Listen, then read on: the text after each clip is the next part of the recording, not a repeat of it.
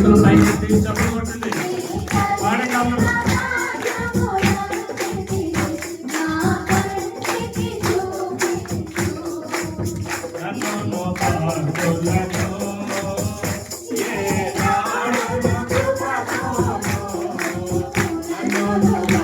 రెండు చేతులు పైకెత్తి చప్పట్లు కొట్టండి. దేవుడు నిన్ను అభిషేకించాడు.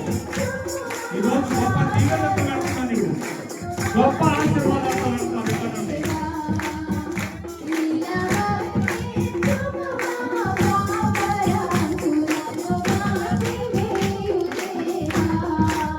వందనములు నీకు